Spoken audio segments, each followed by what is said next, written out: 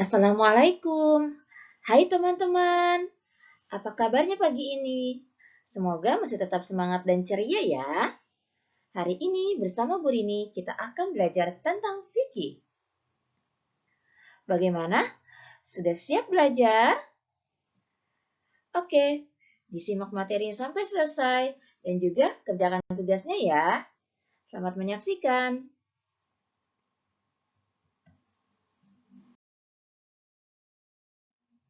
Sebelum kita memulai, sama-sama kita buka dengan mengucap basmalah. Bismillahirrahmanirrahim.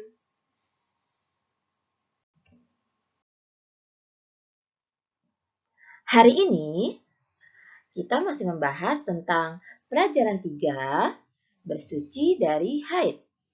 Dan kali ini materi yang akan kita bahas tentang tata cara bersuci setelah haid.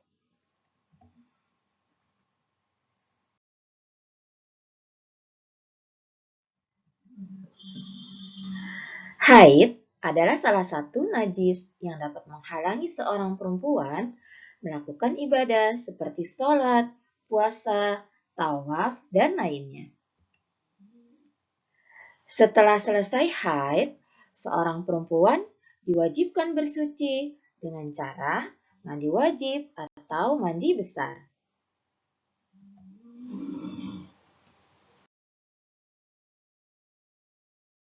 Tata cara mandi wajib sebagaimana dalam hadis berikut ini. Dari Aisyah radhiyallahu anha, dia berkata bahwa jika Nabi Shallallahu alaihi wasallam mandi dari janabah, maka beliau mulai dengan mencuci kedua telapak tangannya. Kemudian berwudu sebagaimana wudunya untuk sholat. Kemudian memasukkan jari-jarinya ke dalam air, kemudian menyela dasar-dasar rambutnya sampai beliau menyeka air sampai ke dasar rambutnya. Kemudian menyiram kepalanya dengan kedua tangannya sebanyak 3 kali. Kemudian beliau menyiram ke seluruh tubuhnya. Hadis riwayat Bukhari dan Muslim.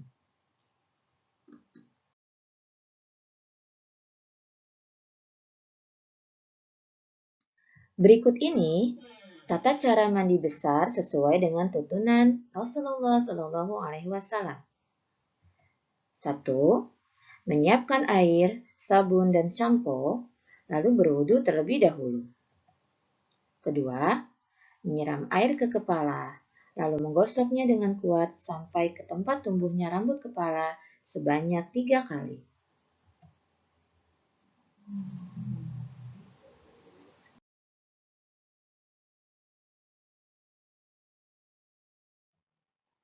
Tiga, menyiram air ke seluruh badan, diutamakan anggota badan sebelah kanan terlebih dahulu, setelah itu bagian kiri.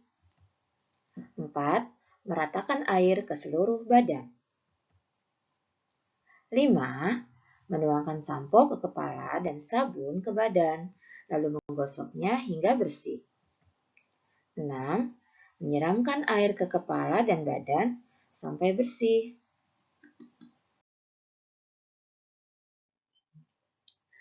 Nah, selanjutnya kita akan mempelajari tentang hal yang dilarang ketika haid. Apa saja hal-hal yang dilarang untuk perempuan yang sedang haid? Hal yang dilarang ketika haid adalah sebagai berikut. Yang pertama adalah sholat, baik sholat wajib maupun sholat sunnah. Sebagaimana bunyi hadis yang artinya Aisyah radhiyallahu anha berkata, Nabi Shallallahu alaihi wasallam bersabda, apabila datang waktu haid, hendaklah engkau tinggalkan sholat. Hadis muttafaq alaih. Nah, jika perempuan meninggalkan sholat karena haid, tidak diwajibkan untuk mengqadoknya atau membayarnya. Masya Allah, Allah Maha Pengasih, Maha Penyayang kepada hambanya. Kedua, yaitu puasa, baik puasa wajib maupun puasa sunnah. Namun, perlu diingat, untuk puasa ini, bagi perempuan yang sedang haid, dia wajib mengqadok atau mengganti puasa yang ditinggalkannya ketika dia selesai haid. Nah, berbeda dengan sholat ya teman-teman. 3. Berdiam di masjid. Namun bila hanya melintas, masih diperbolehkan, asalkan tidak akan mengotori masjid. Sebagaimana hadis yang artinya, Aisyah radhiyallahu anha berkata, Rasulullah shallallahu alaihi wasallam bersabda, sesungguhnya saya tidak menghalalkan masjid bagi orang-orang yang sedang haid dan orang-orang yang sedang junub. Hadis riwayat Abu Daud. Keempat, perempuan yang sedang haid tidak diperkenankan membawa dan membaca Al-Quran. Sebagaimana hadis yang artinya, Ibnu Umar radhiyallahu anha berkata, Nabi Shallallahu alaihi wasallam bersabda, perempuan yang sedang menjalani masa haid dan orang yang sedang dalam keadaan junub tidak boleh sama sekali membaca Al-Quran. Hadis riwayat Tirmizi. Yang kelima, tawaf atau keliling Ka'bah. Baik tawaf wajib maupun tawaf sunnah. Sebagaimana hadis yang artinya, Aisyah berkata, Rasulullah Shallallahu alaihi wasallam bersabda, kerjakanlah sebagaimana orang yang menjalankan ibadah haji, kecuali mengerjakan tawaf di Ka'bah, sehingga kamu benar-benar dalam keadaan suci. Hadis muttafaq alaih.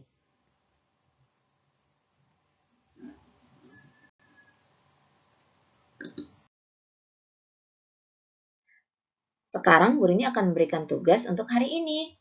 Tugasnya membuat rangkuman materi tentang hal-hal yang dilarang ketika haid. Rangkuman dibuat dalam bentuk spiderweb ya. Dengan ketentuan, teman-teman boleh mengerjakannya di laptop, boleh juga di kertas, dihias, diwarnai, lalu semua hasilnya difoto dan dikirimkan ke nomor WhatsApp guru ini. Bagaimana bentuk atau contoh spiderweb itu? Ini contohnya. Teman-teman tidak mesti membuat persis seperti yang guru ini contohkan. Silahkan berkreasi ya. Berkreasi sebagus-bagusnya. Guru ini tunggu tugasnya. Selamat mengerjakan.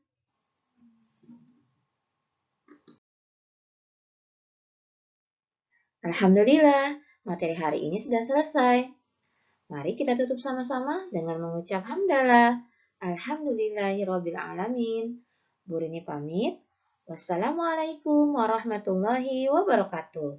Buat teman-teman, tetap semangat belajarnya ya dan jaga kesehatan. Ilaliko.